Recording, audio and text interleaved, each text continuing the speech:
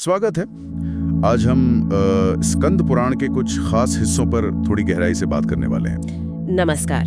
हाँ, हमारे पास इस प्राचीन ग्रंथ के कुछ अंश हैं जिनमें देवताओं की बातें हैं, तीर्थों का महत्व और कई कथाएं भी हैं। बिल्कुल। सवाल ये है कि ये प्राचीन बातें आज भी मतलब जीवन जीने के लिए या दिव्यता को समझने में हमारे किस काम आ सकती हैं? ये देखना दिलचस्प होगा। चलिए खोल के देखते हैं फिर। हाँ।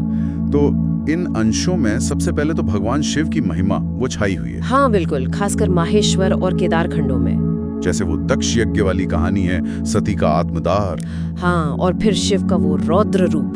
ये कथाएं शिव के चरित्र को एक गहराई देती हैं। सही कहा। और नैमिषारण्य जैसे तीर्थों का भी जिक्र है। हाँ, नैमिषारण्य का उल्लेख महत्वपूर्ण है। वहाँ ऋषि मुनि इकट्ठे होते थे ज्ञान चर्चा के लिए। अच्छा। और यहीं पर मतलब पुराणों के ज्ञान का आदान प्रदान होता दिखता है। हाँ। दिलचस्प बात यह है कि ये अंश पुराणों को सिर्फ कहानियों का संग्रह नहीं मानते। तो फिर क्या? उन्हें वेदों जितना ही अहम माना गया है, खासकर ज्ञान बढ़ाने के लिए। अच्छा, वेदों जितने अहम? हाँ, ये शायद इशारा करता है कि उस समय वेदों की भाषा थोड़ी जटिल रही होगी आम लोगों के लिए। हो सकता है। तो पुराण एक तरह से क्या कहते हैं, ज्ञान को लोकतांत्रिक बनाने का जरिया थे, कथाओं में पिरोकर। अच्छा, मतलब ज्ञान को आसान बनाना। ये तो वाकई रोचक है। बिल्कुल। और सिर्फ शिव ही नहीं, भगवान विष्णु का भी वर्णन है इसमें। हाँ, बड़ा सुंदर वर्णन है। उनका वो चतुर्भुज रूप, शंख, चक्र, गदा, पद्म और वो नील कमल जैसा श्याम वर्ण। हाँ, पर जो बात ध्यान खींचती है वो है हरिहर की अवधारणा। हरिहर यानी शिव और विष्णु एक ही है? कि वो मूल रूप से एक ही तत्व हैं। ये सिर्फ देवताओं का संगम है या मतलब इसका कोई गहरा दार्शनिक पहलू भी था? यही मैं सोच रहा था। मेरे विचार से तो इसका गहरा मतलब था। ये हरिहर वाली बात बहुत महत्वपूर्ण है। कैसे? ये शायद उस दौर की समन्वयवादी सोच को दिखाती है, जहाँ अलग अलग उपासना पद्धतियां जैसे शैव और वैष्णव, उनमें एकता खोजने की कोशिश थी। अच्छा, सामंजस्य बिठाने की कोशिश। हाँ, कि भिन्नता के बावजूद परम सत्य एक ही है। और तीर्थ भी तो कुछ ऐसा ही करते हैं ना? तीर्थ कैसे? जैसे कुमारिका खंड में प्रभास क्षेत्र, द्वारका, नर्मदा नदी का वर्णन है। हाँ। ये स्थान भी तो अलग अलग तरह के लोगों को एक साझा विश्वास के तहत साथ लाते हैं, पाप धोने और पुण्य कमाने के लिए। हाँ, ये जुड़ाव तो दिखता है, अनेकता में एकता वाली बात। बिल्कुल। अच्छा, तीर्थ यात्रा के साथ साथ दान की भी बात है, काफी विस्तार से। हाँ, दान पर बहुत जोर है। अन्नदान, भूमिदान, गोदान, कई तरह के दान बताए गए हैं। लेकिन सबसे दिलचस्प वो वर्गीकरण है उत्तम, मध्यम और अधम दान। हाँ, वो बहुत खास है। ये सिर्फ क्या दिया उस पर नहीं है। नहीं, ये देने वाले की नीयत और लेने वाले की पात्रता पर आधारित है। नीयत पर इतना जोर क्यों? आपको क्या लगता है?